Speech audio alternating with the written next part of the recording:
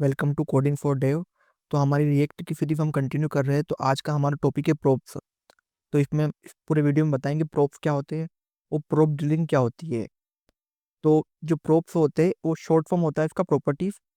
Like जो हमारा data होता है वो हम पास करते हैं one component to another component using props.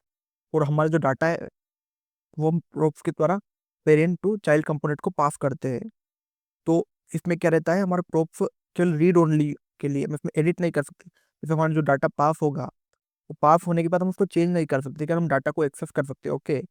और प्रोप्स पास होते हैं वह एचटीएमएल एट्रीब्यूट, जो हमारा जेसीपी में हमारा प्रोप्स पास होते हैं वो एक एट्रीब्यूट की तरह पास होते हैं। ओके। ये काई के लिए यूज होते हैं, रीयूजेबिलिटी के लिए यूज होते हैं, जो हमारे कंपोनेंट को हम कस्टमाइज करते हैं इससे।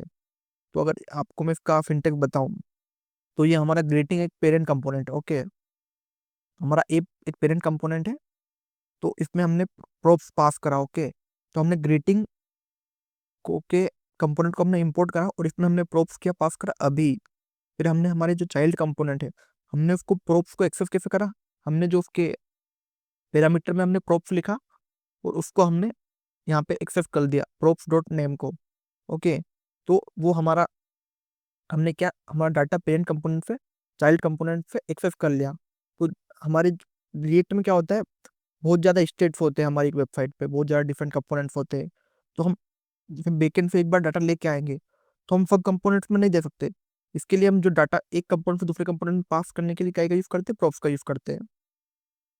तो यही था प्रोप्स, कि हम डाटा लेना है, ट्रांसफर करना है एक पेरेंट कंपोनेंट से चाइल्ड कंपोनेंट को, तो हम प्रोप्स का यूज़ करते हैं। ये इसका आप इसमें कितना भी डाटा दे सकते हो, जैसे अभी इसमें नॉर्मल केवल एक वैल्यू है, आप जितना चाहो उतना डाटा जेसन फॉर्म में भी दे सकते हो, आप पूरा डाटा से दे सकते हो।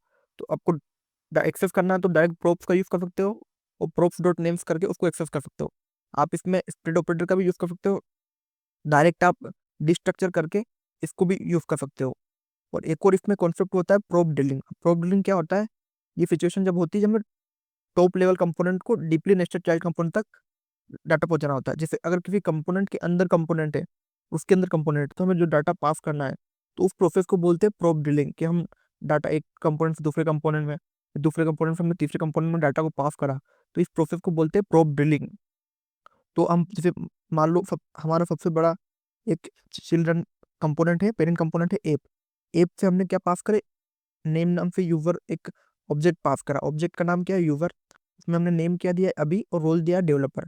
हमने उसको पेरेंट में रिटर्न करा। ओके।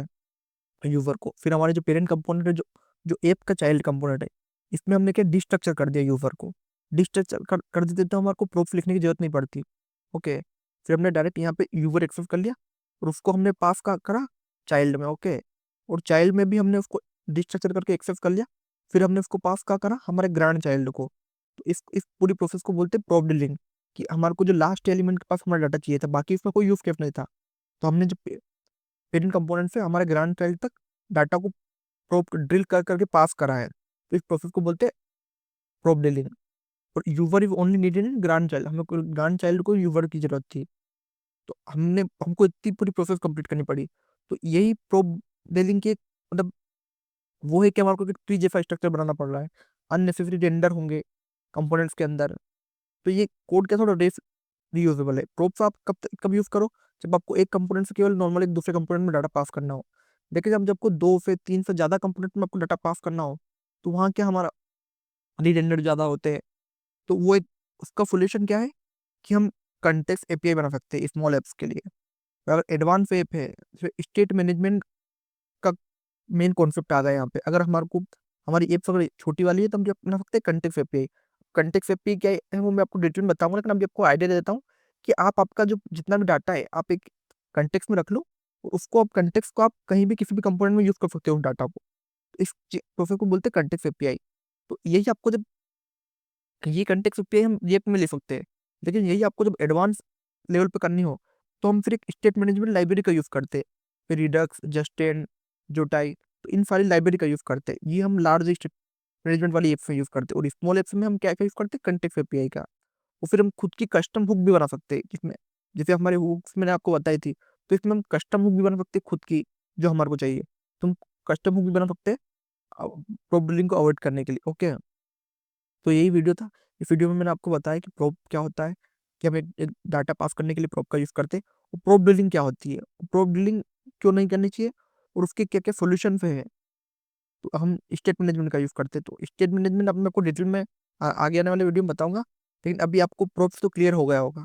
और आपको कुछ भी डाउट है प्रोब से रिलेटेड तो आप कमेंट करें, और इसी तरह के और वीडियो देखने के लिए कोडिंग फॉर डेव को सब्सक्राइब करो। Thank you for watching.